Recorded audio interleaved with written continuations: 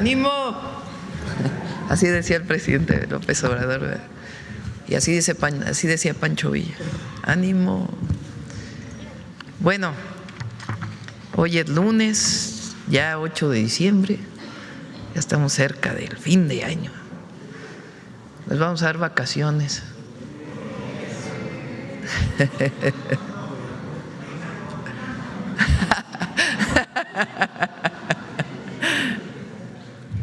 A ver, posada, vamos a hacer posada. Bueno, vamos pensando a ver cómo. Es que el 24 es miércoles, ¿no? Jueves, viernes, ya de perdiz jueves, viernes, sábado y domingo.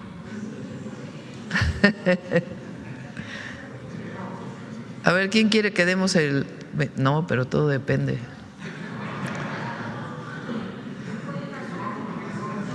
Bueno, pero ya por lo menos jueves, viernes, 25, 26 y luego a la otra semana, ¿no?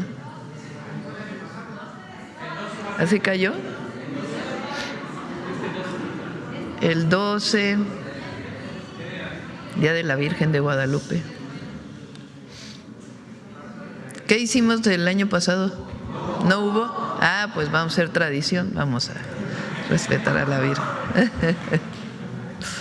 Bueno, a ver, está con nosotros Iván Escalante, como todos los lunes, con quienes quieren los precios. Después invité a Zoé Robledo porque trae muy buenos datos de el empleo en el mes de noviembre, muy importantes, de todo el año y particularmente el mes de noviembre. Y después están Mario Delgado, secretario de Educación, y Tania Rodríguez, subsecretaria de Educación Media Superior, para hablarnos también de todo el programa del Bachillerato Nacional. Bueno, vamos, Iván. Y bueno, José Alfonso, que ahora está con Humanismo Mexicano. Adelante. Muchas gracias, muy buenos días. Con su permiso, Presidenta, ¿quiénes quieren los precios? Iniciamos. Finabien continúa posicionándose como la mejor remesadora de todas por el promedio de comisión que ofrece y el promedio de tipo de cambio.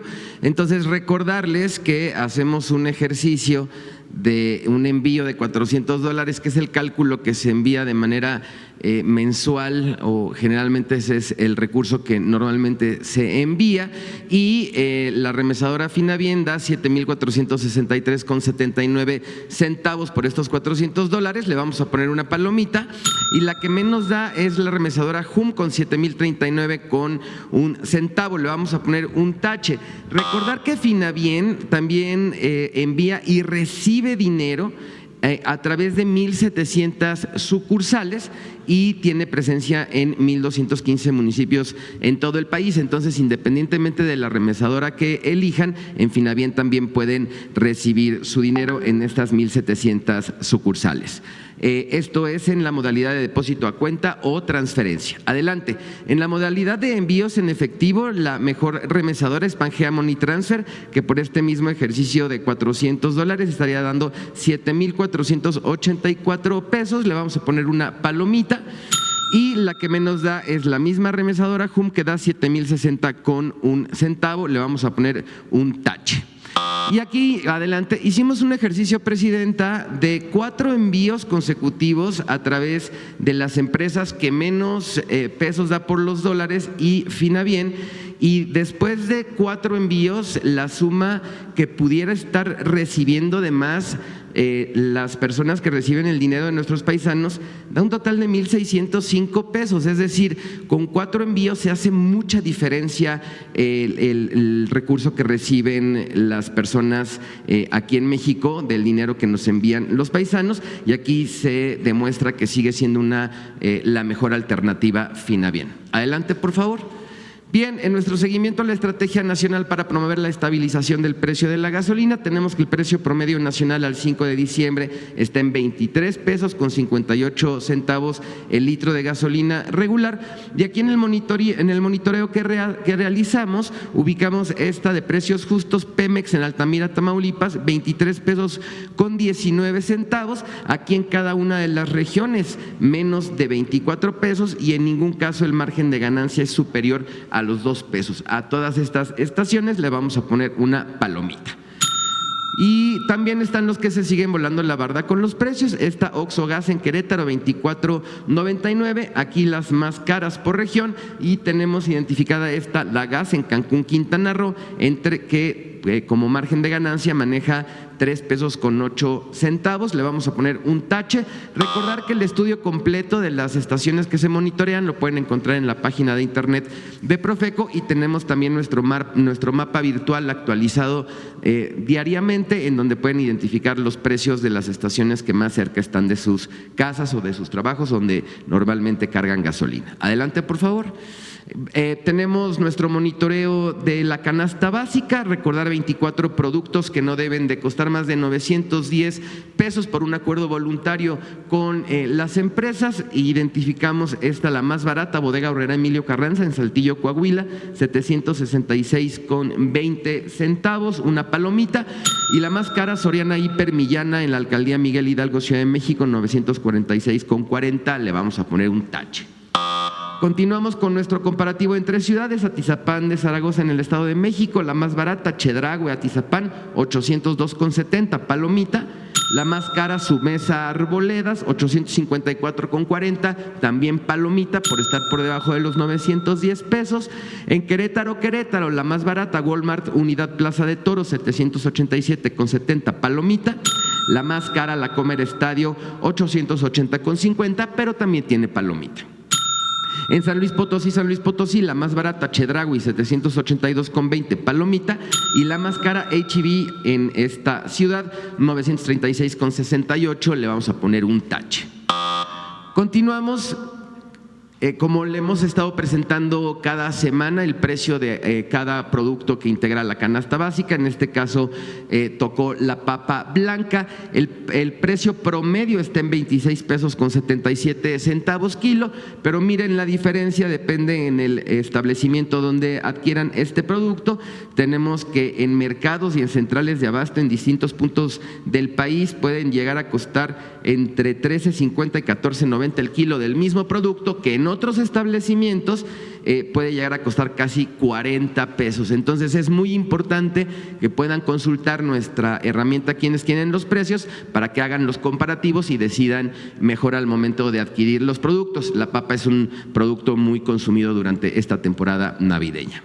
A estas opciones les vamos a poner una palomita, y a las demás que están casi en 40 pesos kilo les vamos a poner un tache.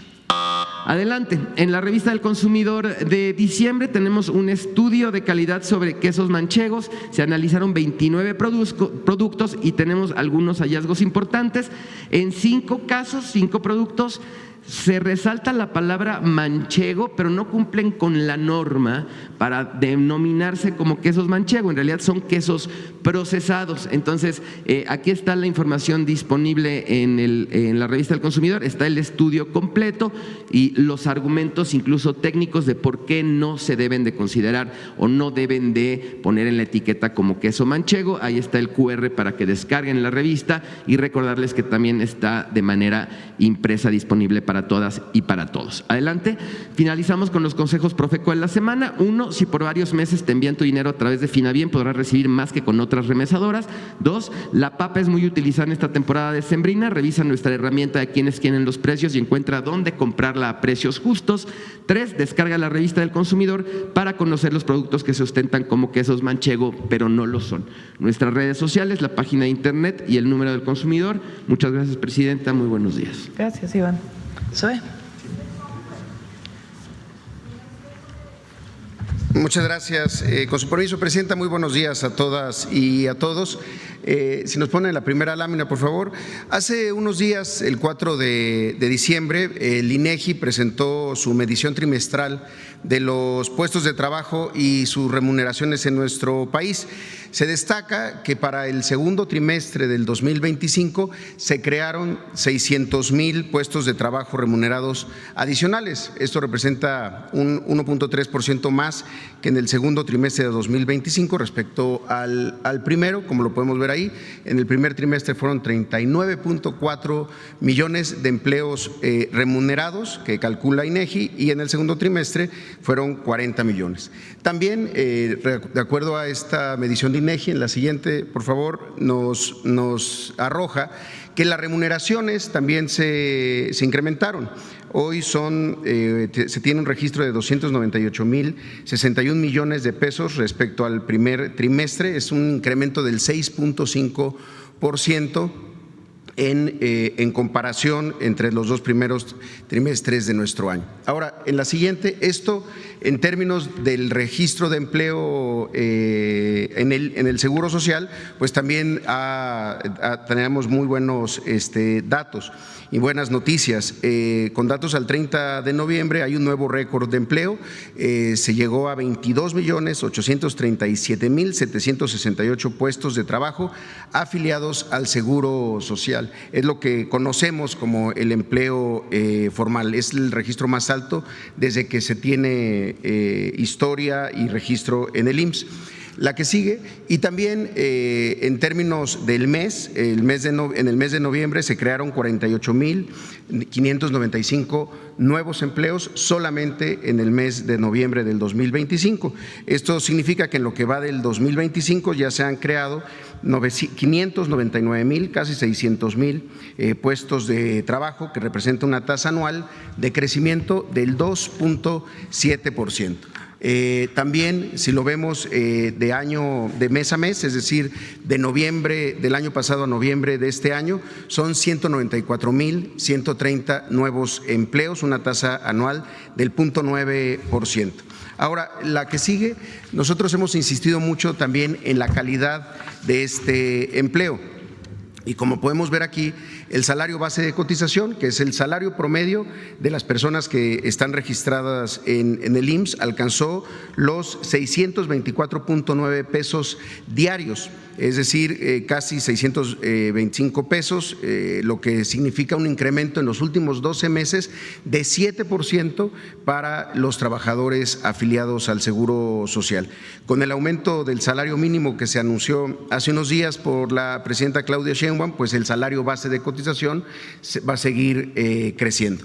Y también tenemos la variación mensual. Esto es muy importante, que es la variación entre empleo eventual y empleo permanente. Del total de puestos de trabajo, de los más de 22 millones, el 86.7% son empleos permanentes. Esto equivale a 19,800,000 empleos más estables. La cifra es la más alta considerando cualquier mes en la historia del Seguro Social. Y un dato adicional, en la siguiente, es el incremento de la participación de las mujeres en el mercado laboral. Son ya 9,229,000 puestos de trabajo registrados en el IMSS, lo que equivale al 40.4% del empleo total. En los últimos 12 meses se han creado 98,000 nuevos puestos solamente de mujeres que se han sumado al mercado laboral de nuestro país. Son los datos de noviembre, Presidenta. Muchas gracias. Ahora sí.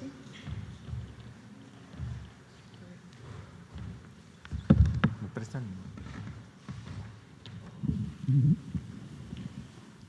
Con su permiso, Presidenta, buen día.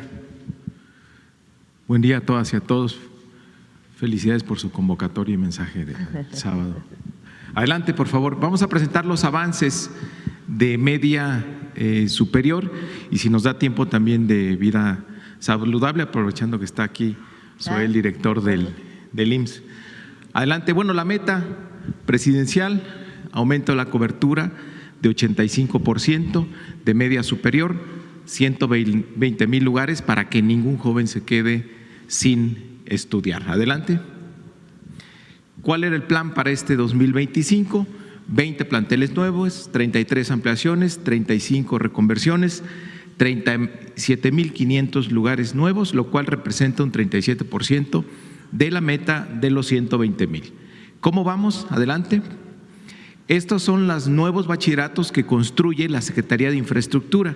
Le queremos agradecer a Jesús Esteva, el secretario, porque estaba muy aplicado y todas las obras van muy a tiempo y le están quedando muy bonitas las preparatorias. Están terminadas ya Reynosa y Tecámac, ya están incluso ahí en clases los alumnos.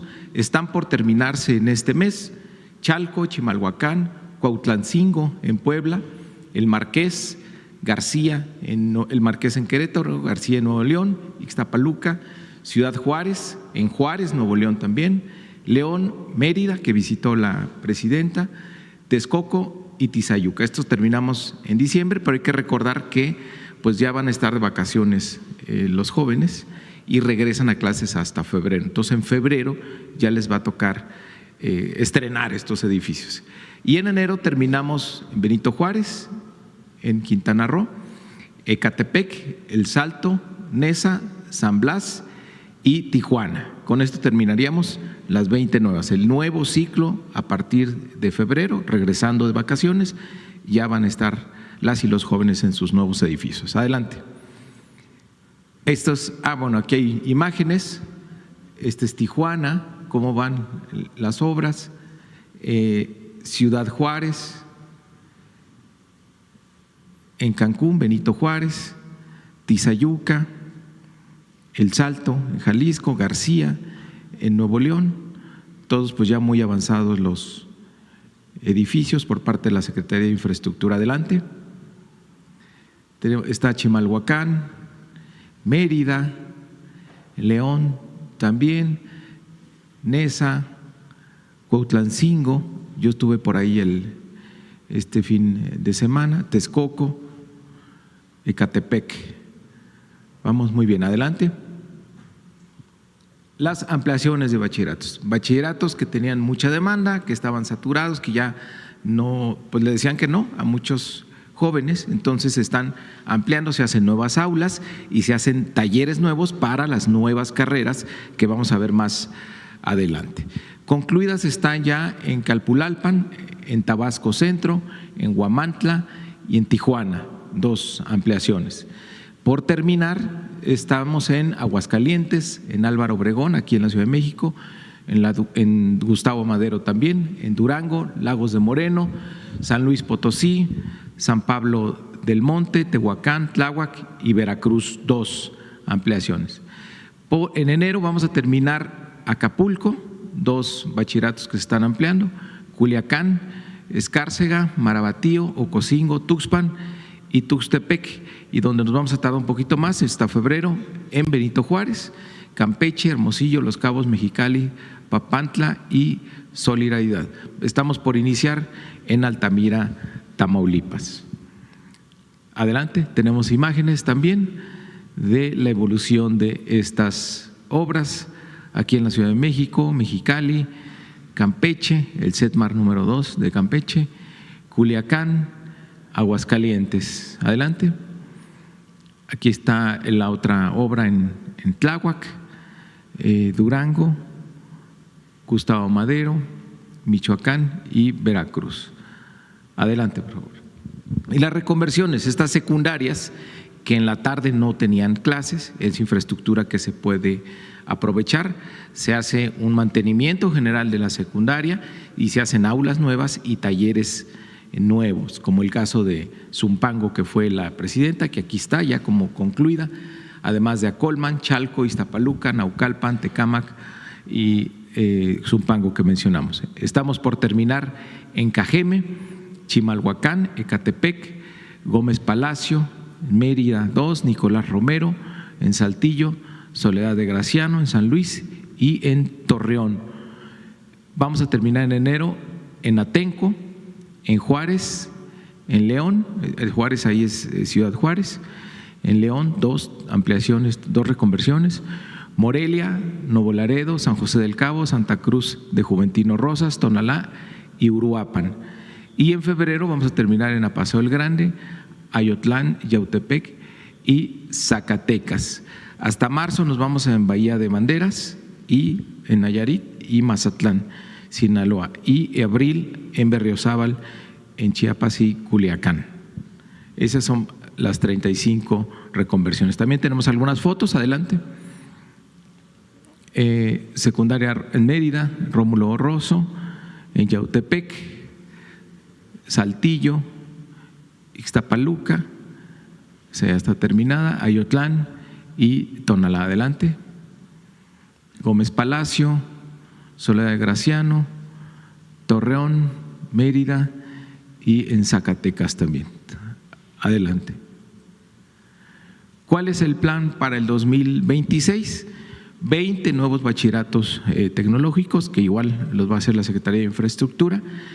Ya tenemos los lugares seleccionados, 52 ampliaciones de preparatorias que tenemos saturadas y 130 ciberbachilleratos, es que es esta evolución del telebachillerato a una educación más integral. Tania Rodríguez lo va a explicar muy bien. Queremos diferenciarlo del telebachillerato porque es otro concepto, entonces le hemos puesto por ahora ciberbachillerato, entonces estamos pendientes que la presidenta decida más o menos cómo le vamos a llamar a este concepto. Pero en total van a ser 65,400 lugares. Estos 130 ciberbachilleratos están elegidos a partir de la distancia que hay entre las secundarias y el bachillerato, para reforzar este concepto de que los jóvenes necesitan bachilleratos cerca de su casa.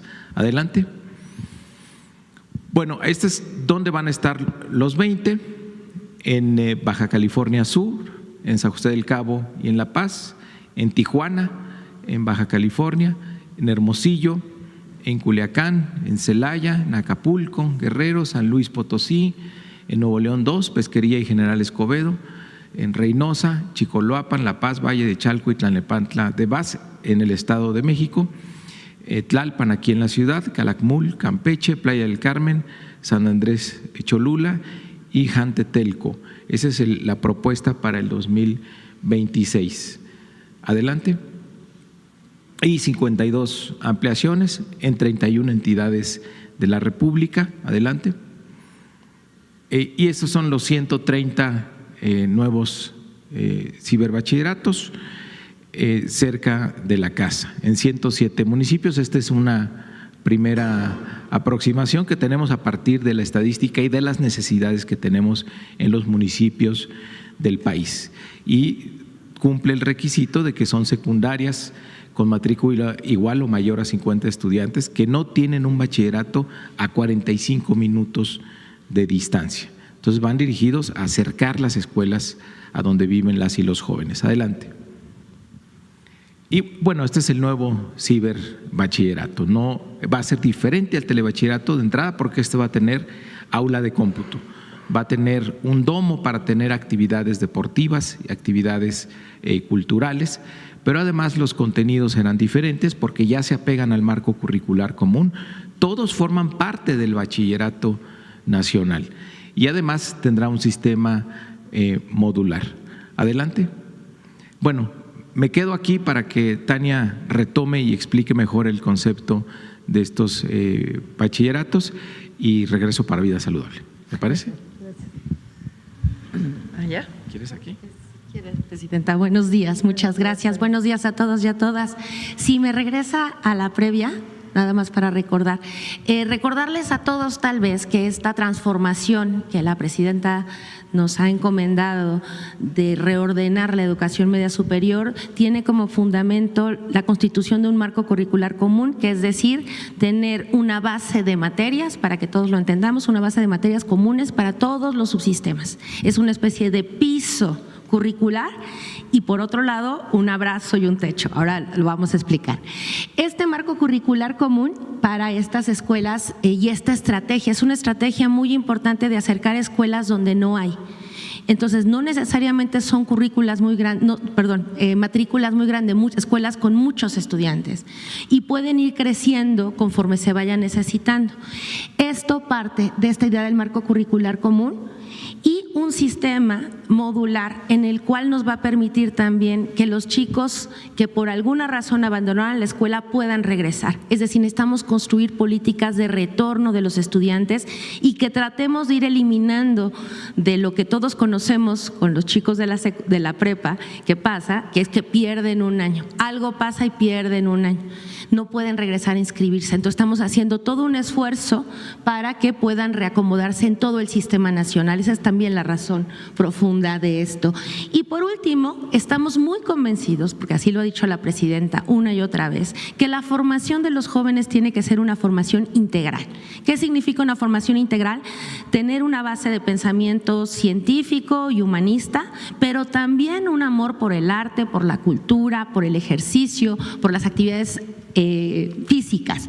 Por lo tanto, la forma, y la que sigue por favor, la forma en que imaginamos esta infraestructura escolar de este nuevo tipo va a tener una infraestructura que permita tener las clases de esta forma mucho más articulada y más apegada a la nueva escuela mexicana, digamos, de discusión, no tan directiva, de investigación, de poner en el centro los proyectos Aula Escuela Comunidad, pero también áreas de cómputo muy importante, porque eso abre una enorme posibilidad a nuevas formaciones de distinto tipo y conectividad para todos los estudiantes, actividades deportivas y espacios al deporte y, por supuesto, a espacios abiertos para las actividades culturales y artísticas y cívicas tan importantes en la integración. Por eso las pensamos como infraestructura para la integración social, para aprender y para integrarnos. La que sigue, por favor. Bueno, les recuerdo, porque esto es muy importante que todos sigamos recordándolo, que cuál es la lógica de esto que yo decía del Bachillerato Nacional. Bueno, tenemos todos un currículum fundamental. Esas son las bases, el piso de las materias comunes.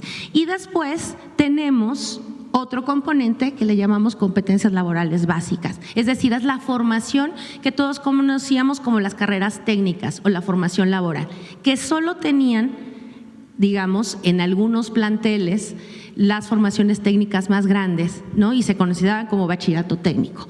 Quienes tengan más horas de competencias de formación laboral va a ser un bachillerato tecnológico. Quienes tengan menos horas de clases más su currículum fundamental tendrán bachillerato general.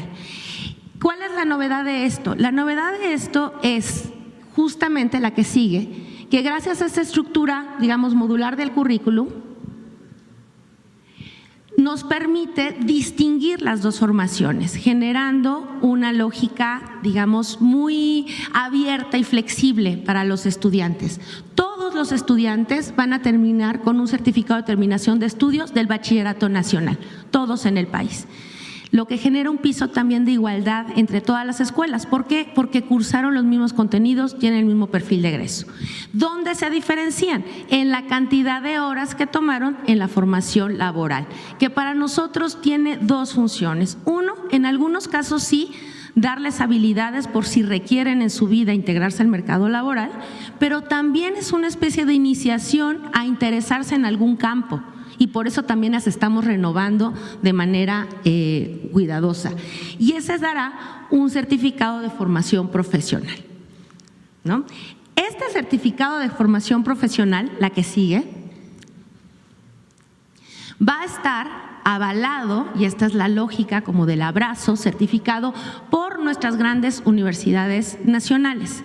Ese trabajo está muy avanzado, son un conjunto enorme de carreras que estamos revisando y a la cual, Presidenta, ya se sumaron activamente por lo menos 9 universidades autónomas estatales en esta revisión y en esta certificación conjunta de la formación laboral. ¿A qué tipo de carreras me estoy refiriendo y qué significa también esta renovación en la formación de los certificados de los jóvenes en este momento? La que sigue, por favor. Por ejemplo, en este último ciclo escolar hemos abierto estas formaciones que renuevan la formación en el ámbito, digamos, industrial y de servicios. Estamos construyendo materias en semiconductores y microelectricidad, robótica y automatización, gestión e innovación turística, electromovilidad. Eran formaciones laborales que se habían quedado como muy antiguas, que valía la pena reformar en función de qué, en función de una discusión con las necesidades de conocimiento de las regiones y también de las necesidades de conocimiento posibles de trayectorias hacia las universidades. Por eso que las universidades nos ayuden a revisar toda esta estructura, más todas las demás, es decir, estas son las nuevas, pero tenemos revisando todas las demás. Por ejemplo, estamos revisando de nueva cuenta enfermería, estamos de nueva cuenta revisando laboratorista clínico. Bueno, ¿y eso con quién nos sentamos? Pues vamos con el IMSS y le preguntamos, ¿qué necesitas? Y le preguntamos también a la UNAM o al Poli, ¿y qué buenas prácticas nos recomiendas? Y estamos revisando así todos los programas. Asimismo, y alineados también con toda la propuesta de México, País de Innovación, está todo este proyecto de renovación de formaciones en nube y infraestructura, en programación, en administración de proyectos tecnológicos. Esto en el ámbito, digamos, industrial y de servicios. La que sigue. Y esto estoy seguro que le va a dar mucho gusto también escucharlo a todos los jóvenes que están mucho más comprometidos en otra generación de respeto a la ecología, de gestión distinta de la relación con el medio ambiente. Estamos revisando todo en el bachillerato tecnológico agropecuario, porque es muy importante también para el desarrollo del país, y entonces estamos revisando todo lo que tiene que ver con el agua, todo lo que tiene que ver con los cultivos, con la gestión del patrimonio, de los servicios ambientales y todo el cuidado de medio ambiente y la tecnificación del campo y el riego. Esta es una agenda de trabajo que está en curso y que es muy importante también porque renueva mucha parte de nuestros bachilleratos en las zonas rurales. La que sigue, por favor. Y bueno, ya me salté el tema, pero se lo doy al secretario. Simplemente decir que adicional a lo que ya había comentado el secretario de todas las acciones, el Plan Michoacán contempla también 90 acciones adicionales, 10 bachilleratos tecnológicos, 20 ampliaciones y 60 escuelas cerca de la casa, con todas estas habilidades y formación integral, porque la educación, como siempre dice la presidenta, integra y nos vuelve buenas personas y nos hace integrarnos a la sociedad de manera más activa a las juventudes de México. Muchísimas gracias.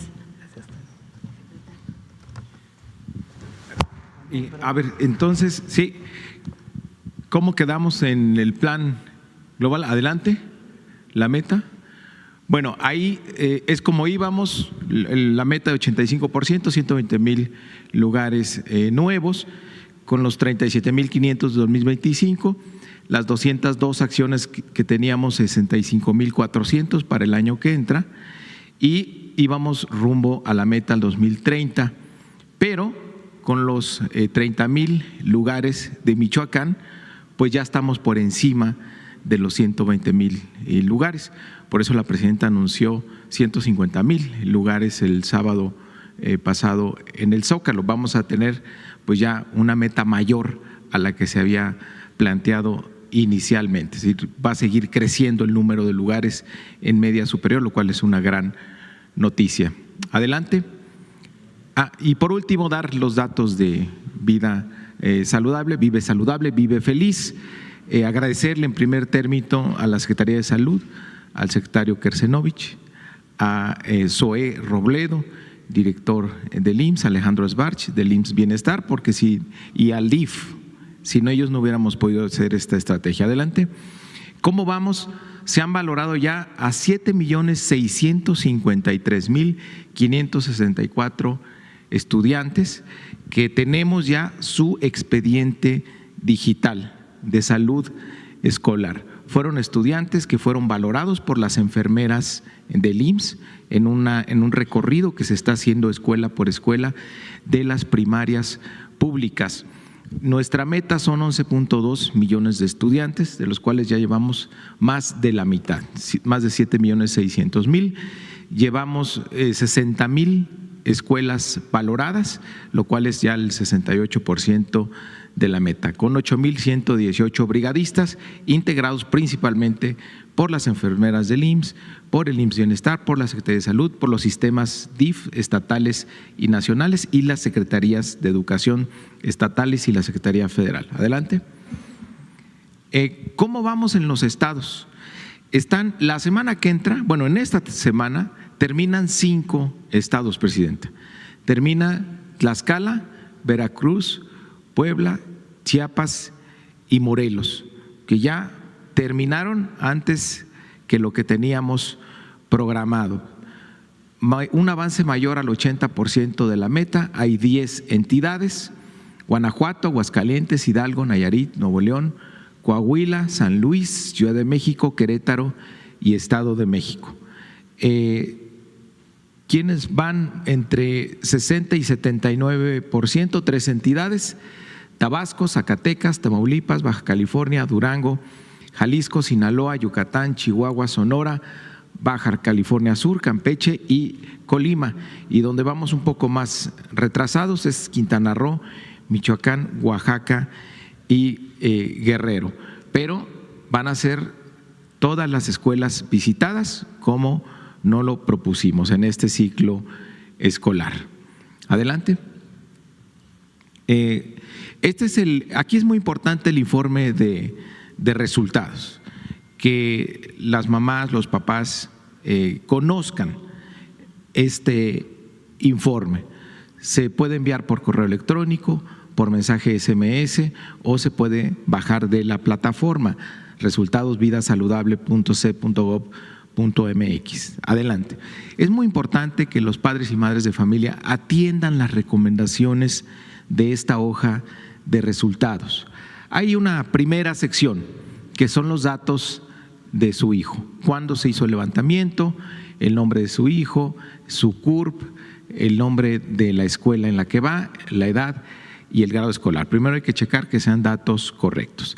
Después tenemos el módulo de evaluación del estado nutricional, que ahí es una evaluación del índice de masa corporal, cuánto pesa el niño y cuánto mide. Y se da una recomendación: si tiene sobrepeso o si tiene una obesidad, ahí se informa que personal capacitado del DIF y del IMSS realizaron la medición de talla y peso, obteniendo los resultados siguientes. Aquí este es un ejemplo que no existe, es ficticio.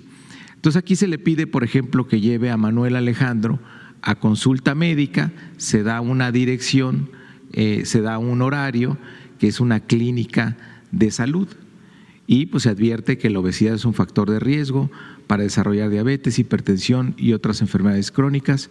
Procure que el niño Manuel Alejandro haga ejercicio, incremente la práctica de actividad física, evite el consumo de comida chatarra, refrescos y bebidas azucaradas. Entonces aquí hay una recomendación, una cita para que vaya a llevar a su hijo. Hay un teléfono también donde pueden llamar para cambiar la cita o para cualquier aclaración. Viene en la hoja de resultados, es el 800-2222-668, de lunes a viernes de 8 a 8. Adelante. El siguiente módulo es el de la evaluación de la agudeza visual.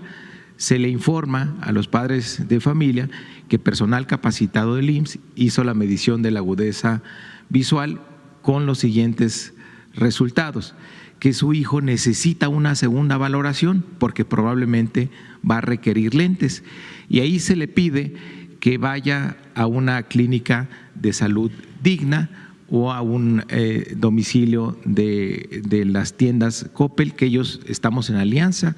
Ellos nos están dando los lentes, 2 millones de lentes junto con Bancomer. Entonces van ahí, todo es absolutamente gratuito, se les da una dirección, se les da también un QR para que puedan agendar la cita y por supuesto un teléfono. Siempre se determina la clínica que esté más cerca de donde viven los niños y las niñas, es decir, se les facilita. Hay este programa que hizo el IMSS, detecta cuál es la clínica más cercana al domicilio o a la escuela del niño o de la niña. Adelante. Y por último viene el módulo de la evaluación de la salud bucal. Entonces se advierte si el niño tiene caries o no, y también se da una dirección de una clínica y un horario para que puedan llevar a sus hijos. Esto es muy importante porque se ha detectado, SOE tiene los datos más precisos, que la gran mayoría de los niños nunca ha ido al dentista. Entonces, además en la visita se les pone flúor, se hace la revisión, pero es importante que se atienda y que se lleve a los niños. Adelante. Bueno, estos son, muy rápido ya, de las necesidades de atención médica que se han detectado de este tamizaje, que para hacer una orientación nutricional, 3.826.000 niños tienen que ir a cita. Sin embargo, han sido atendidos 275.000, apenas el 7%. Por eso insistimos a los padres y madres de familia que lleven a sus hijos a las citas. De 4.592.000 necesitan ir al dentista.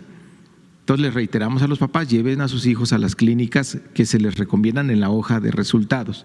Y también aproximadamente 3 millones son candidatos a usar lentes, falta una segunda revisión. Y ahí llevamos 100,000 lentes gratuitos distribuidos. Entonces, insistir a los padres y madres de familia que atiendan las recomendaciones. Adelante. Y aquí tenemos teléfonos y un sitio. Cualquier duda, cualquier aclaración, ahí les darán las respuestas. Lo más importante es cerrar este ciclo, esta detección que se hace por parte del Gobierno de México. Ahora necesitamos el apoyo de las familias para lograr la generación más saludable, más fuerte y más feliz de la historia. Eso es todo, Presidenta. Gracias.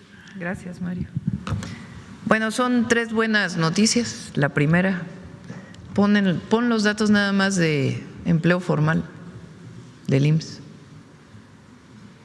Son 600,000 empleos, yo dije el sábado 515,000, pero el INEGI reporta hasta noviembre 600,000, de los cuales 22.837.768 son empleos formales. Este es el cierre de noviembre, normalmente en diciembre también aumenta. Entonces es un muy buen dato de nuestra economía. Segundo, vamos en cerca del 37% de la meta de lugares para preparatorias. Vamos a llegar a 150,000 en el sexenio. Y este modelo que se llama ciberbachillerato, que es un avance al telebachillerato para poder incorporar nuevas materias y además llevarán actividades deportivas y culturales, que no lo tienen a la fecha los telebachilleratos, y quedarán cerca de la casa. Y el tercer tema es un llamado a todos los papás y mamás que sus hijos ya fueron revisados por enfermeras y enfermeros del IMSS en su escuela, que recojan su hoja de resultados y que puedan llevar a sus hijos a algún centro de salud o a ir a recoger sus lentes, que son totalmente gratuitos. Bueno, esos son los 3 temas en resumen. Vamos a preguntas. A ver aquí, ahorita vamos atrás también. Buenos días, Presidenta. Hans Salazar, de Noticiero en Redes. Preguntar particularmente en el IMSS, que es estos números sobre el aumento del empleo, de las cantidades, incluso de los ingresos. Antes se daba el outsourcing, bueno, existía el outsourcing. Todavía algunos se resisten y bueno, pues hay denuncias al respecto, pero precisamente cuando ya venía hacia fines de año les una variante en la cantidad de empleos, porque muchas empresas mañosamente les quitaban el contrato o finalizaban y luego lo volvían a abrir quizá el próximo año. ¿Cómo se comportan las estadísticas al respecto? Quisiera saber si tienen algún registro en este momento, por favor. Sí, gracias, Presidenta.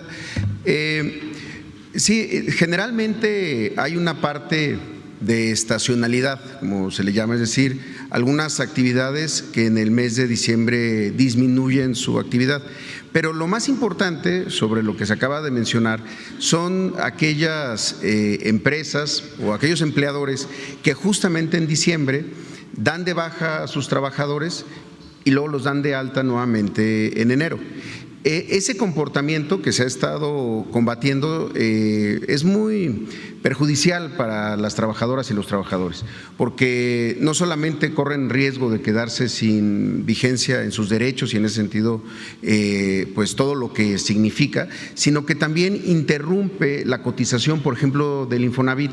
Entonces, una persona que va cotizando y va generando su historial para su crédito, pues esas bajadas tienen esa afectación.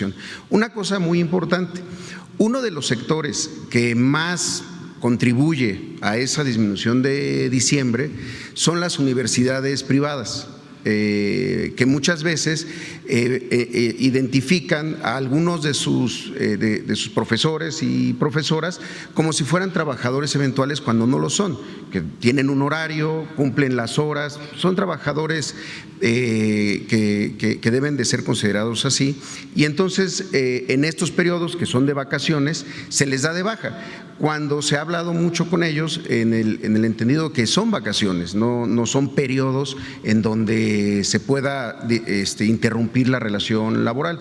Entonces, siempre cuando empieza el mes, tenemos que hacer un esfuerzo enorme para hablar, identificar quienes empiezan a dar de baja, para identificar dónde hay comportamientos inadecuados que puedan afectar a los trabajadores. Y particularmente, insisto, mucho de esto pasa en universidades privadas que tienen varios registros patronales y un número importante de trabajadores asociados. Gracias. Gracias. Presidenta, y sobre el fin de semana, el sábado, antier, este evento, este festejo por los 7 años de la transformación, nosotros, bueno, muchos, yo creo, presentes, cubrimos este evento. Fueron ríos de gente, muchos ya no pudimos pasar, incluso desde Bellas Artes. Hay 2 horas antes de iniciar el evento, de que iniciara, había los ríos de gente y ya era imposible pasar por ninguna de las calles aledañas al Zócalo.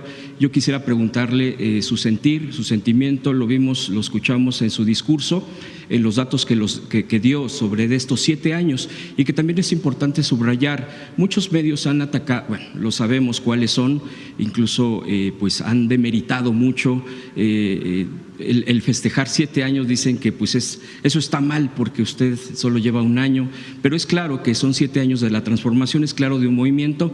¿Qué pudiera comentar su sentir después de este sábado y después de haber visto todo pues la presencia impresionante? Se daba una cifra de arriba de 600,000 presentes, no sé si hubo alguna variación, y quisiera preguntarle este sentir.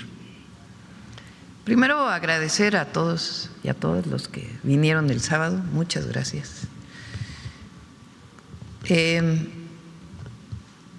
Vinieron de toda la República. Obviamente quien viene de fuera pues no viene caminando, ¿verdad? Viene en vehículo y la gente se organiza. Lo digo porque para cualquier comentario adicional. Segundo, mucho entusiasmo, muchos jóvenes, muchísimos jóvenes. Organizaron una marcha, pero además otros jóvenes que llegaron por su cuenta, organizados, muchas familias. Mucha alegría, la gente estaba contenta. Y también combativa, vamos a decir, en el sentido pacífico, de defensa de los logros, de las conquistas que ha tenido el pueblo de México en estos 7 años de transformación. Lo festejamos como 7 años, pues porque nunca hubo engaño, siempre dijimos que iba a ser continuidad de los primeros 6 años, avance y nuevos temas, porque así es. Nosotros avanzamos en temas ambientales, temas de fuentes renovables de energía, mujeres, educación, nuevos esquemas para la media superior, nuevas universidades, además de las Benito Juárez.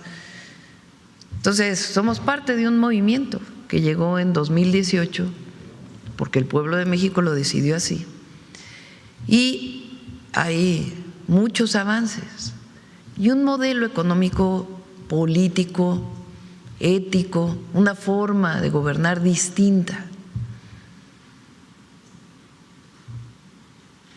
Fíjense, en la teoría económica neoliberal nadie podría explicar que el crecimiento económico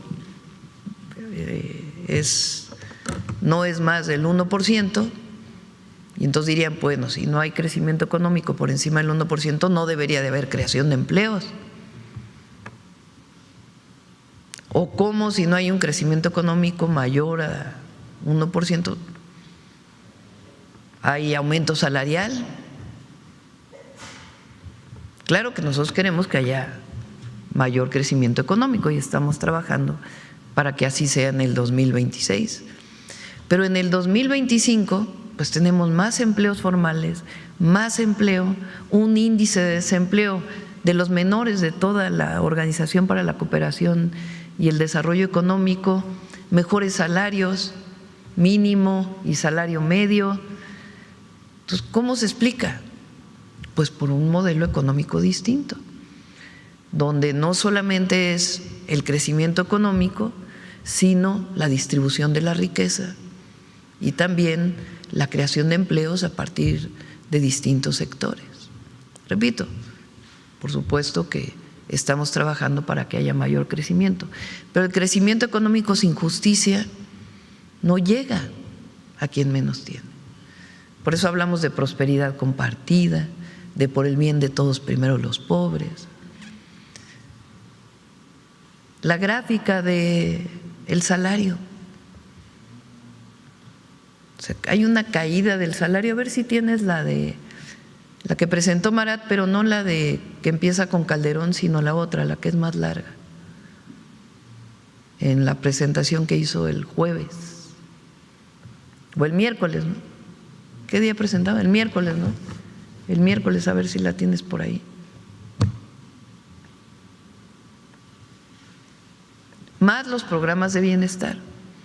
¿Cómo se podría tener 850,000 millones de pesos en programas de bienestar directos a la gente a través del Banco de Bienestar, sin intermediarios, si no hubiera habido una política de austeridad republicana y combate a la corrupción?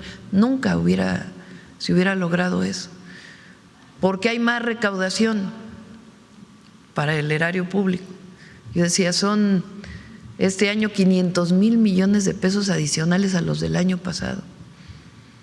¿Cómo se logra eso? Pues solo combatiendo la corrupción y disminuyendo los privilegios. No hay otra explicación. Miren, el nivel más alto del salario mínimo,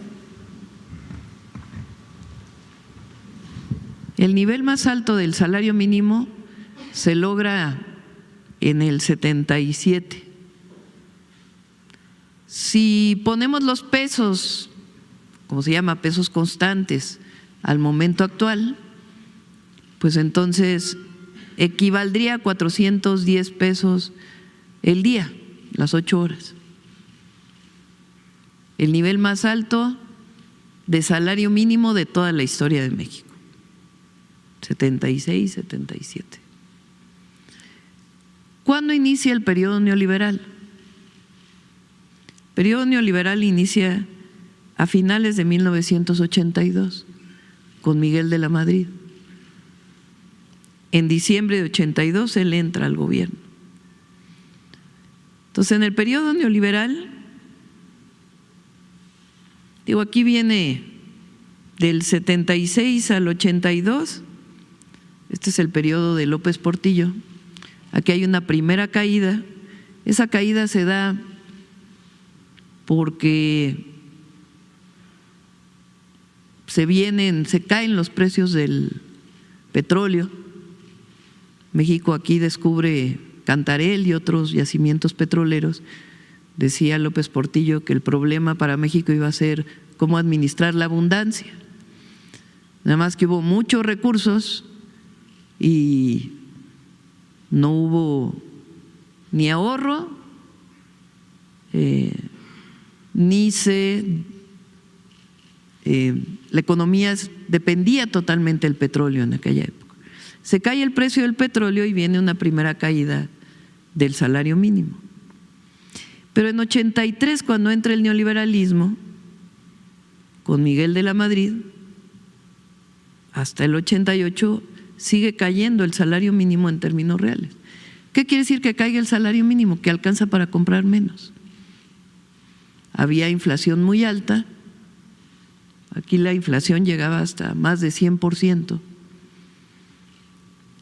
y entonces el salario cada vez alcanzaba para menos. Aquí viene el fraude electoral de 1988 al ingeniero Cuauhtémoc Cárdenas, y entra Salinas de Gortari, y con Salinas de Gortari hasta el 94 sigue cayendo el poder de compra del salario mínimo, es decir, disminuye el salario mínimo. Fíjense ustedes, estamos hablando de equivalente a los pesos de ahora, 120 pesos menos, casi 100 pesos, comparado con los 410, quiere decir que el salario mínimo cae 4 veces. Y a partir de la entrada o sale Salinas, viene la famosa crisis del 94, y este es Zedillo hasta el 2000, Fox, el fraude electoral del 2006, Calderón y Peña hasta el 2018, que sube un poquitito. Y luego llega el presidente López Obrador y se empieza a recuperar el salario mínimo, hasta llegar aquí, con nosotros ya en los últimos 2 años, 25 y 26. Y el objetivo es llegar a 440. Entonces, esta gráfica le podemos llamar la gráfica del bienestar. ¿Qué ocurre en nuestro país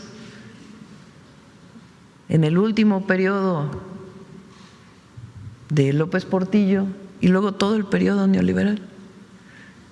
La caída del poder adquisitivo del pueblo de México.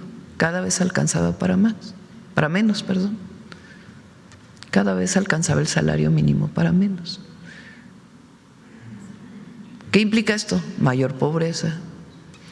Pero al mismo tiempo que esto, como se vendieron las empresas del Estado, pues hubo unos cuantos que se cuentan con los dedos de las manos, que aumentaron su riqueza de manera impresionante.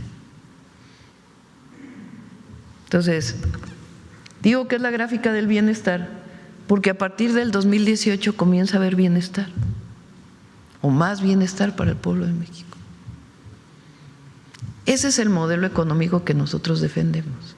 Si a esto le agregamos aumento al salario, aumento en el número de empleos, porque no es nada más que aumente el salario, tiene que haber más empleos porque cada vez los jóvenes se incorporan al mercado laboral. Entonces tiene que haber aumento en el empleo, eso representa inversión pública, inversión privada, en todos los sectores, mejores salarios, y agréguenle los programas de bienestar, y agréguenle los derechos del pueblo de México, es decir, más y mejor educación, más y mejores servicios de salud, acceso a la vivienda, y entonces estamos hablando de menor pobreza, menor desigualdad, porque el aumento al salario distribuye la riqueza, además de los programas de bienestar. Por eso luchamos. Eso es lo que quiere decir ser humanistas, que la gente viva mejor. Y con el neoliberalismo, pues la gente vivía cada vez más, con más dificultades. Eso es lo que explicamos el sábado y por eso hablamos de continuidad de un modelo de desarrollo con bienestar, con justicia. Además de todo esto que tiene que ver con el modelo económico, que no se podría dar si no fuera por un gobierno honesto, donde los recursos públicos se le regresan a la gente. Además de eso, nosotros luchamos por la democracia como la representación del pueblo, por las libertades, es decir, un ambiente de paz y seguridad en el país. Y además trabajamos por la seguridad en todos los rincones de México. A eso le llamamos la cuarta transformación. Y es un modelo completamente distinto al que vivió México durante 36 años. Eso es lo que dijimos en la plaza, en el Zócalo. Y la gente está contenta por esto.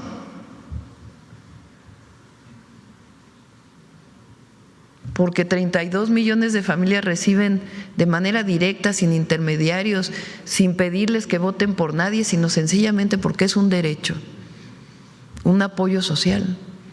13 millones de adultos mayores, una pensión universal.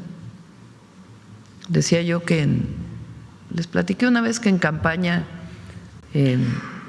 un señor en Coahuila se acercó y me dijo, un campesino, mándele saludos al viejito, ya ven que así le decían al presidente López Obrador. Mando disculpas, mándele saludos a nuestro viejito porque dígale que nos dio de comer. Esa es la pensión para adulto mayor para muchas familias. Entonces, sí estamos orgullosos de la cuarta transformación. Y el pueblo de México, en su gran mayoría, está orgulloso y orgullosas del momento histórico que estamos viviendo. Esa es la transformación, el cambio profundo que está viviendo orgullosamente nuestro país. En las entrevistas hubo gente que decía, dígale a la presidenta que nunca se dividan. ¿Que nunca? Ah, sí, ¿no? Pues eso querían, que había algunos del viejo régimen o comentócratas que recibían apapachos del viejo régimen, que tenían la ilusión de que llegara a la presidencia y dijera, tiempo nuevo, ya no queremos saber nada del pasado de López Obrador. Porque así eran los gobiernos priistas. Cada sexenio que llegaba, estaba prohibido hablar del expresidente, porque imagínense, no, el objetivo era diferenciarse del anterior. A nosotros, al revés, nos da orgullo ser parte del mismo movimiento. Si gritamos en las plazas, es un honor estar con Obrador, ¿cómo no vamos a seguir defendiendo lo que fue el periodo de lucha y de la presidencia? Somos parte del mismo movimiento y, por supuesto, con cambios, con nuevos programas, nuevos proyectos, pero en esencia los principios por los que luchamos, esos no cambian. Entonces, claro, ahora que dijimos no nos vamos a diferenciar y que hemos mantenido que hubo elección al Poder Judicial, entonces sí, ¿cómo? ¿Pero qué dice la gente? No se dividan, no se dividan. Les digo que hay encuestas, una encuesta que vi hace poco, que la gente le preguntan, oye, ¿qué opina del periodo del presidente López Obrador? 80% está a favor. Y miren que sigue habiendo campaña contra él y contra nosotros. Presidenta, en otro tema, estuvo el actor Richard Gere en la FIL de Guadalajara, donde se expresó sobre usted, dijo que era increíble, era una mujer increíble, esto refiriéndose también al papel que ha tenido como defensa de nuestro país, como la postura de nuestro país ante pues pues también las diferencias que ha habido con el país del norte, con el presidente estadounidense. Aprovecho también para preguntarle sobre este tema, cómo se sintió en el sorteo de la FIFA. Vimos su alegría absoluta cuando saca el papel, bueno, el nombre de México, todo esto que forma parte de un sorteo, pero que también fue un encuentro con el presidente estadounidense y también con el primer ministro canadiense. ¿Cómo le fue? ¿Qué pudieron platicar? Si nos pudiera comentar algo al respecto. Ya el presidente estadounidense dijo que pues hablaron de temas de comercio, se avisora alguna reunión ya, digamos, protocolaria entre usted y Donald Trump, el presidente estadounidense Donald Trump. ¿Qué nos puede decir sobre esto? Y un comentario sobre lo que dijo el actor. Bueno, yo estoy convencida que México siempre tiene que buscar una buena relación con Estados Unidos. Por muchas razones. Uno, porque son nuestros vecinos. Dos, porque allá viven 40 millones de mexicanos y siempre tenemos que defenderlos. Y tres, porque es mejor llegar a acuerdos que confrontaciones. ¿Cómo se da esta relación? Pues con principios, sin subordinación. Y hasta ahora, en estos meses que lleva desde febrero a la fecha, que lleva el presidente Trump y nosotros, pues lo que hemos dejado claro es coordinación sin subordinación, respeto a nuestra soberanía, respeto a nuestra territorialidad, respeto a la soberanía en el sentido más amplio. El pueblo de México es el único que puede decidir cómo se gobierna. Y también la defensa de los mexicanos allá, porque en cualquier lugar donde estemos siempre hablamos de eso, con el presidente Trump, con el secretario Rubio, de lo que son los mexicanos allá, lo que representan. Entonces, en la reunión del viernes, pues en realidad era un evento, digamos, no formalmente político, sino un evento más pues relacionado con el fútbol, el deporte, y pues lo que se vio fue una buena relación entre los tres países. Creo que eso fue muy importante. Y no es que hayamos avanzado mucho en la reunión privada, porque nos reunimos los tres países, pero quedamos de seguir trabajando. Ya en su momento, pues, cuando vayamos avanzando más, ya podemos informarles más. Pero fue una reunión muy cordial y de mucho respeto hacia México del presidente Trump, y eso pues siempre lo vamos a agradecer. Podemos no estar de acuerdo, pero creo que siempre tenemos que buscar una buena relación. Entonces eso fue lo que vivimos el viernes. No nos quedó tan mal el grupo. Ahí estábamos. Y mucha suerte a la selección. Por último, Presidenta, preguntarle la postura del PAN respecto a la aprobación de la reforma a la Ley de Aguas Nacionales. Ha sido muy concreta, pero también de acuerdo a lo que también se ha expresado aquí, se ha explicado sobre estos cambios a la ley, es contraria, y dicen que es la privatización total, que el presidente, el gobierno de usted se quiere quedar con todo. Hablan incluso de que va en contra, esa es la frase, en contra de la propiedad privada. Esa es ahora la postura de ellos, muy que todo se quiere controlar, centralizar. Quisiera yo preguntarle una respuesta y también preguntar otro tema, ya por último, ya que está aquí el secretario de Educación, si me lo permite, preguntarle sobre la situación de la Universidad Pedagógica Nacional, que aún se encuentra pues detenida por esta inconformidad de estudiantes y de algunos académicos. La postura del Partido Acción Nacional, la pública, lo que demuestra es una total ignorancia. Así lo digo con todas sus letras. Lo primero, no han leído la Constitución. El agua es un recurso natural que es un bien de la nación. Eso está desde la Constitución del 17. Porque ellos dicen que se atenta contra la propiedad privada del agua. Lo que dice la Constitución es que se puede concesionar. Entonces, ¿qué representa la Ley de Aguas Nacionales? Un ordenamiento de las concesiones. No se toca ninguna concesión, ninguna concesión. Pero lo que sí se dice es, tienes una concesión, ya no la vas a usar, ya no la puedes vender. Ahora tiene que regresar pues a la Conagua, al recurso de la nación, y después concesionarse. ¿Por qué es esto?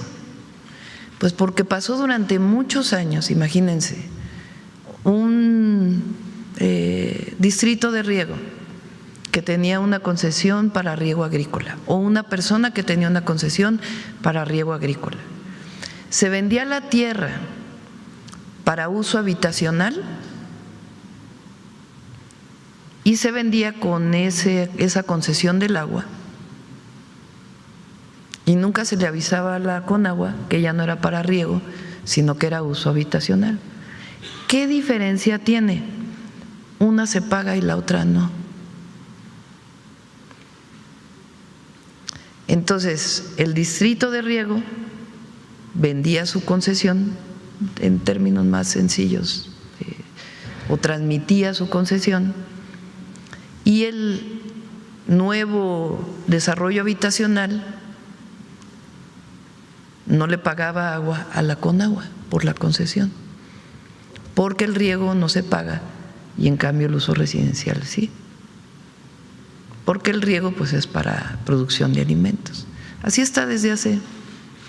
Entonces, ¿qué se dice ahora? Bueno, si ya lo vas a cambiar, pues entonces avísale a la Conagua y la Conagua da la nueva concesión de manera expedita, rápida y transparente, pero garantizando que sepamos a dónde se está yendo el agua, que es un recurso de la nación por Constitución. ¿Qué otra cosa se limita?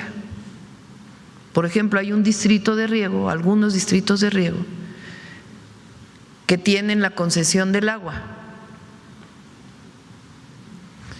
Tienen la concesión del agua y no pagan agua. Y ya no siembran, o siembran muy poquito. Y le venden el agua al municipio. Y el municipio le tiene que pagar al distrito de riego, o le tenía que pagar al distrito de riego por el agua.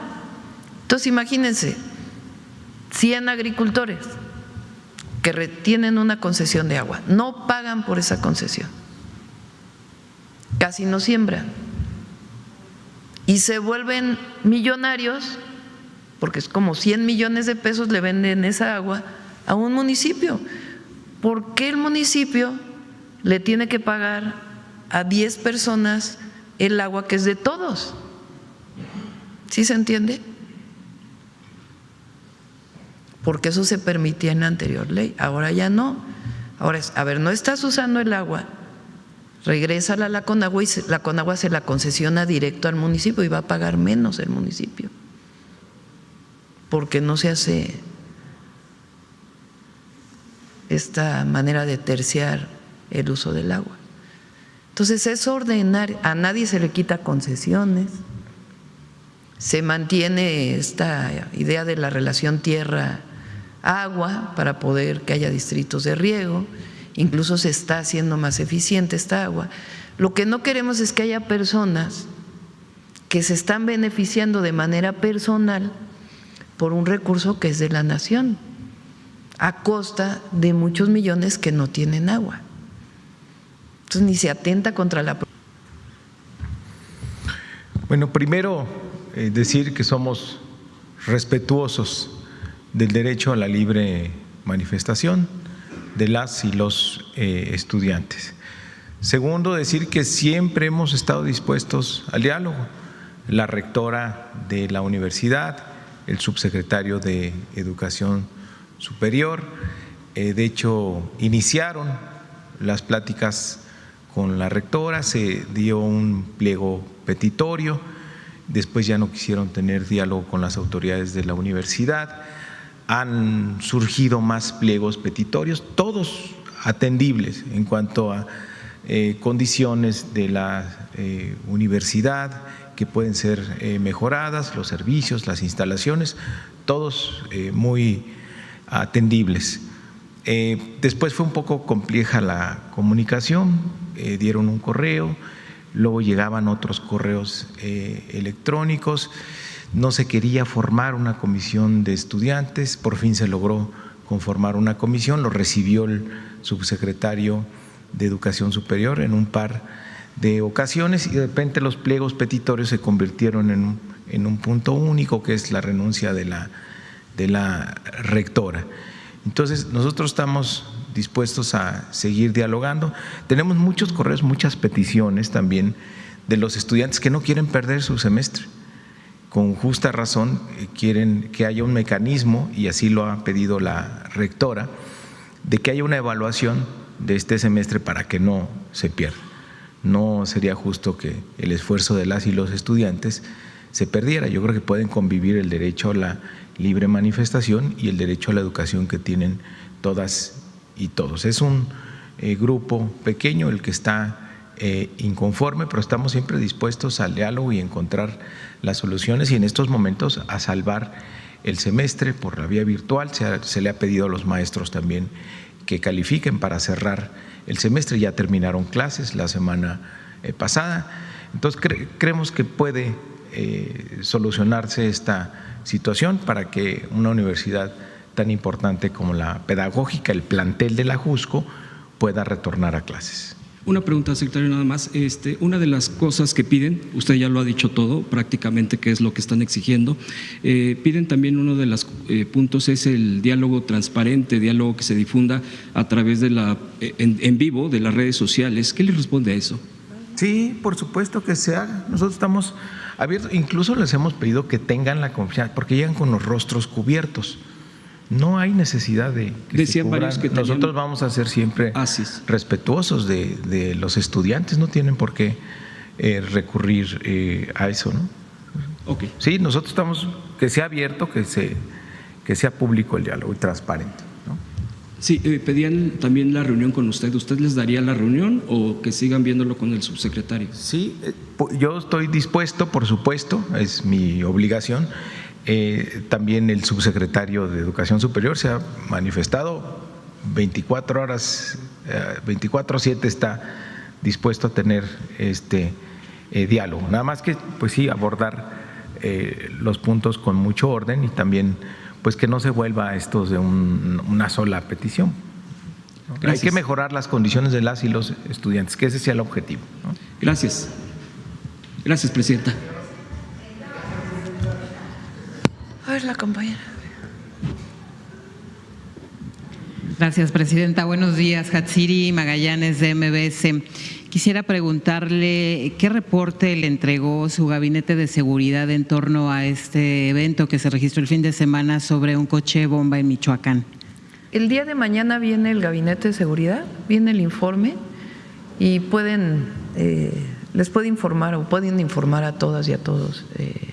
Siguen las investigaciones, todavía están en investigación para poder dar una explicación de qué fue lo que pasó. Están revisando cámaras y lo que normalmente se hace con los servicios periciales, y el día de mañana espero que ya pueda haber más información para que todo el mundo la conozca. Nada más preguntarle, ¿sabe a qué se debió esta reclasificación? Que primero se había dicho que había sido un acto de terrorismo. Fue la Fiscalía, tiene que explicar la Fiscalía también. Y todo tiene que ver, mañana lo pueden explicar, pero tiene que ver muy claramente cómo se clasifica un delito de terrorismo en México, qué quiere decir en términos del Código Penal o delincuencia organizada, y también saber exactamente qué pasó. Entonces, por eso es muy importante que se haga toda la investigación y a partir de la investigación también catalogar el delito y y que todo el mundo sepamos exactamente qué pasó, cuál fue la causa, quiénes los responsables, y la Fiscalía pues también que haga su parte en la investigación. Pues fue algo de la Fiscalía y mañana puede darle el Gabinete de Seguridad más información.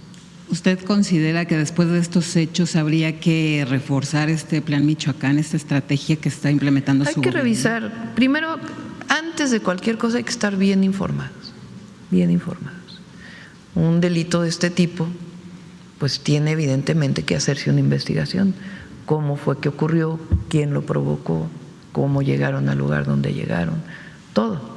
Entonces, para eso es importante que se haga la investigación, por eso estamos reforzando desde que llegamos la inteligencia y la investigación, a partir de ahí las responsabilidades y tomar las medidas para pacificar, como lo hemos estado haciendo, todo el país y particularmente Michoacán.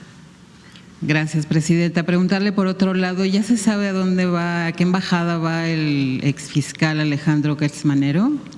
Se hacen las peticiones al país y hasta que el país cede no lo… son tiempos, no es normal pues, se lleva su tiempo en que el país al que se está proponiendo acepta las credenciales y entonces ya se hace público. Es algo normal en relaciones exteriores. Es solo mero trámite. Sí, es parte del proceso que lleva relaciones exteriores. México, cuando proponen de otro país un embajador a México, Relaciones Exteriores hace la revisión del embajador o de la persona que están proponiendo, se aceptan las credenciales y después ya el país lo hace público. Así se hace normalmente. Gracias, presidenta. Y en torno a esta reunión que tuvo con Donald Trump, usted, bueno, se ha dicho que se habló de comercio y demás, de seguridad no se habló, no, es de esta información que se dio a conocer hace unos días de que uno de los hijos de el Chapo Guzmán dijo que él había secuestrado al Mayo Zambada. ¿México le ha seguido exigiendo información a Estados Unidos en torno a este tema? Pues ahora le tocará a la nueva fiscal y no hablamos de ese tema, hablamos de muchas cosas. Y particularmente de comercio, de lo que tiene que ver con el TEMEC hacia adelante. Y ahí quedamos de seguir trabajando y se nombraron pues responsables para seguir trabajando, distintas áreas del gobierno de Estados Unidos que participan, del gobierno de México y del gobierno de Canadá. Pero no hablamos de este tema. Y sobre esta información con Estados Unidos, se ha dado a conocer que México va a entregar otro bloque de presuntos delincuentes a Estados Unidos. ¿Esto ya está confirmado? ¿Es así? No. Lo que hay es cuando hay una petición de extradición y se detiene a una persona y, por ejemplo, no tiene orden de aprehensión aquí, normalmente se deporta. Eso es lo que ha ocurrido en este tiempo.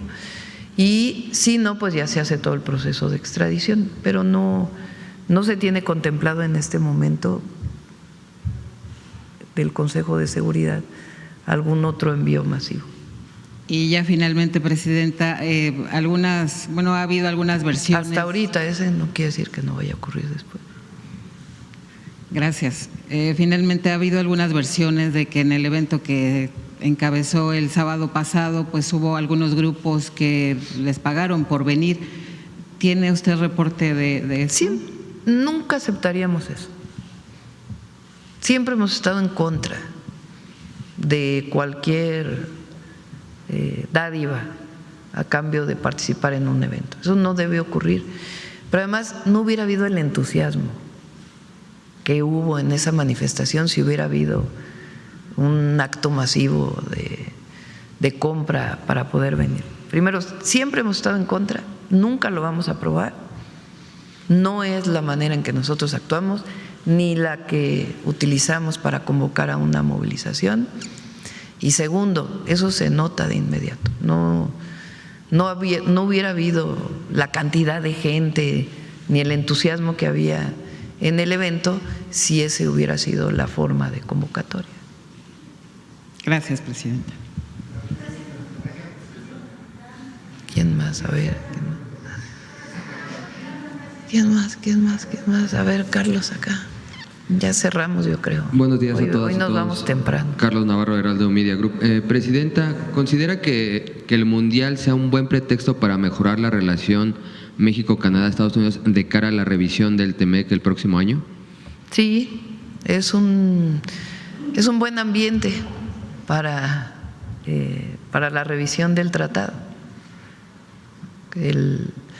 Incluso el ambiente que vivimos ahí el viernes pues muestra que en efecto pues es un momento en donde el deporte te une.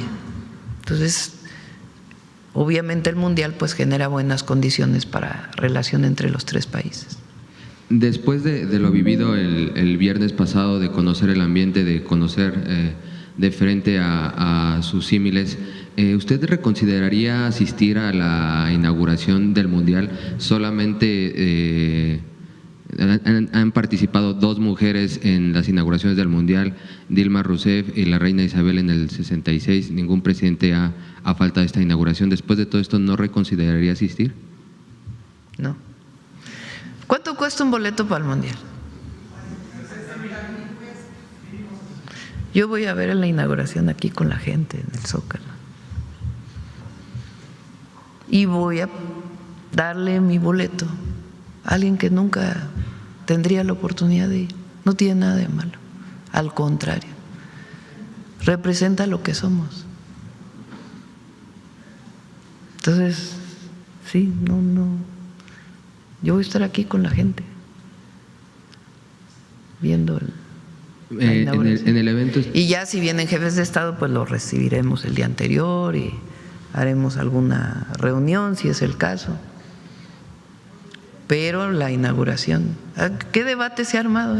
Está bueno el debate, qué bueno. Presidenta, preguntarle también. Se lo dije desde que vino aquí a Infantino y le pareció muy bien. Dijo, nunca había escuchado esto y habla de usted, de lo que piensa. Presidenta, preguntarle, estuvo cerca de 1 hora en el sorteo conversando con tanto el primer ministro como el presidente Trump. ¿Qué temas platicaron ahí, qué abordaron? Nada, en donde estábamos en el palco, no era que si el equipo fulano de tal era bueno, que si el equipo este otro era mejor, que por qué cuando sacaron un papel no iba en el lugar que le correspondía, sino que era de otro grupo y por lo tanto iba en otro lugar. Es decir, todo relacionado con el sorteo que estaba ocurriendo, que cuáles eran los deportes más importantes en cada país. Canadá, el hockey es, pues creo que el deporte favorito. Yo no sé mucho de hockey, entre Carney y Trump, el primer ministro Carney y el presidente Trump pues hablaban de hockey. El presidente Trump pues no sabía tanto de fútbol, entonces decía, ¿y este equipo es bueno o no es tan bueno? Y decíamos, pues es de los mejores. Bueno, así, esa fue la conversación ¿Y cómo es que en el tuvimos trato en el…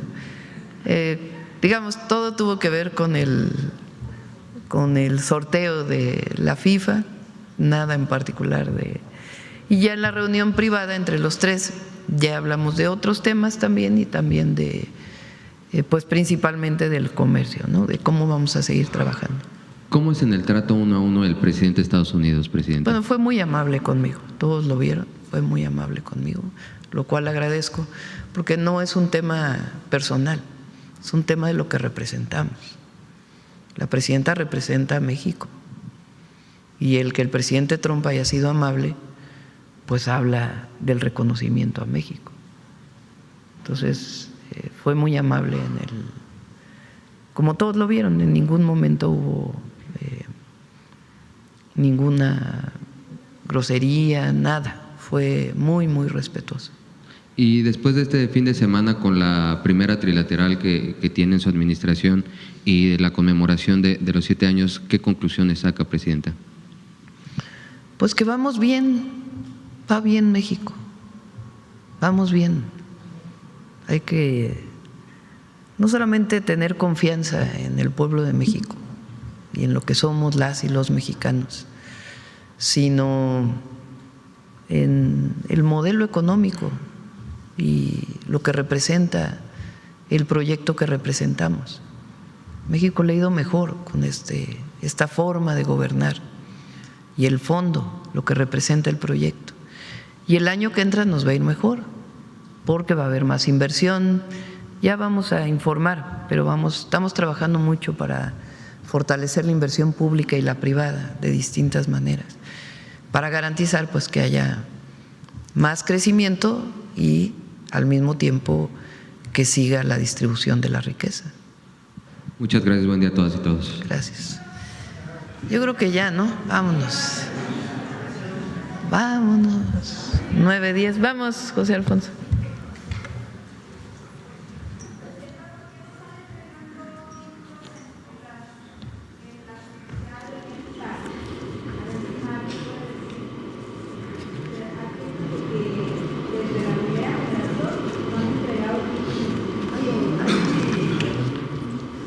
Pregunta Reina que por qué no se están entregando títulos en las universidades del bienestar. Sí se están entregando títulos. Hay algunas universidades, como lo planteé aquí, que tienen algunos problemas con la trayectoria que han tenido los estudiantes. Puede venir un día Raquel Sosa, le invitamos, para que hable de las universidades del bienestar Benito Juárez. Pero sí se están entregando títulos. Mario, no sé si quieras comentar algo más. Hay todo el tiempo entregas de títulos, ceremonias de titulación que son muy, muy bonitas, muy emotivas, pero no tienen ningún problema el proceso de titulación de las universidades del bienestar Benito Juárez, ¿no? Si hay ahí algún plantel que te lo hayan manifestado, con mucho gusto lo revisamos, pero no, sí he escuchado que han preguntado y cada que preguntan revisamos y no, vamos muy bien y cada vez tiene más alumnos ese sistema de universidades. No.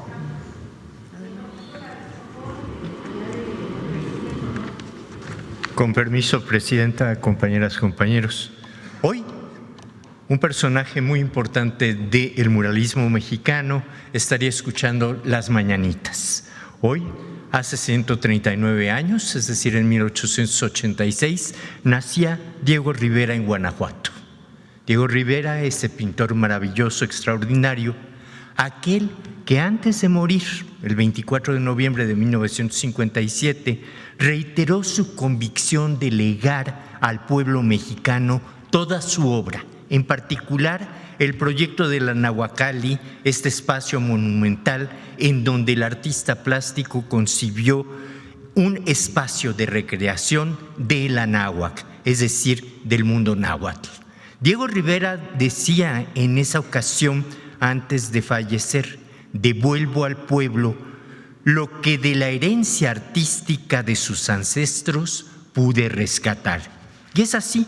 Esa frase describe a quien, a pesar de los importantes movimientos pictóricos ejercidos por él durante sus años de formación, encontró en la grandeza cultural de nuestros pueblos originarios a la fuerza creadora, los antagonismos en búsqueda de la armonía, aquellos que generaron un mundo profundamente comunitario, profundamente vinculado a la naturaleza y profundamente solidario.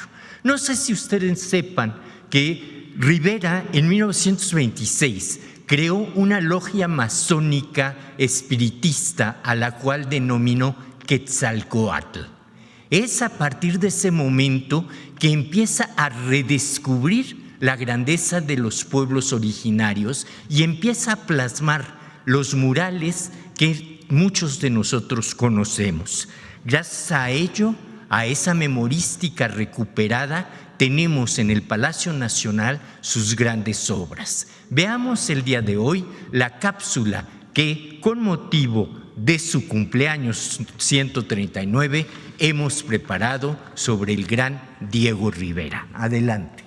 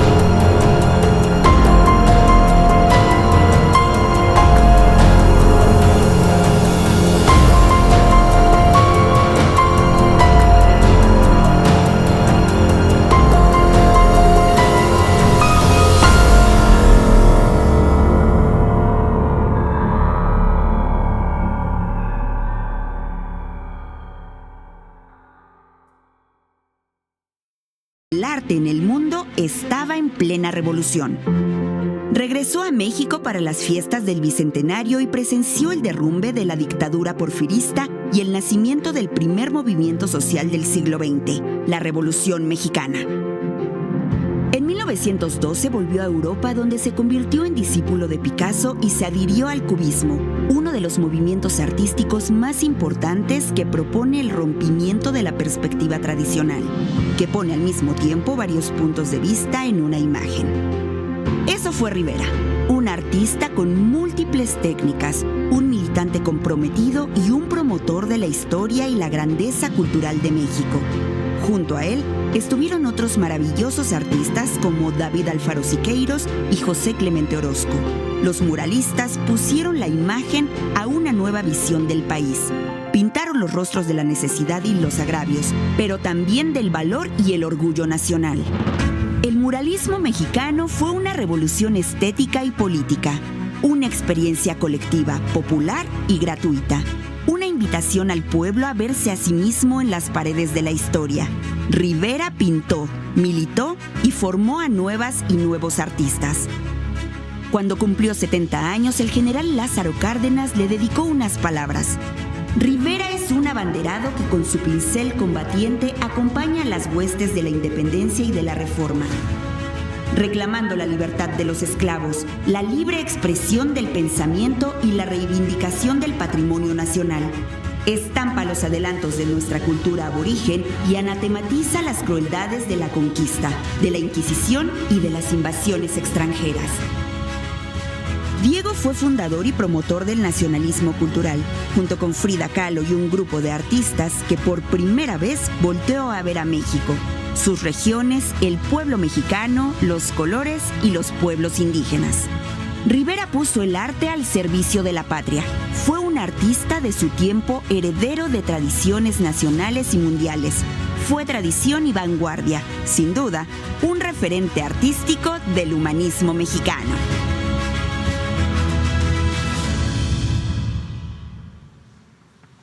Gracias. Me dice Raquel, manda saludo a Raquel, que se ve que está pendiente de la mañanera. 10,000 títulos este año se han entregado de la Universidad Benito Juárez. Gracias. ¿Perdón? ¿Va de gira a Nuevo León esta semana? No. Gracias.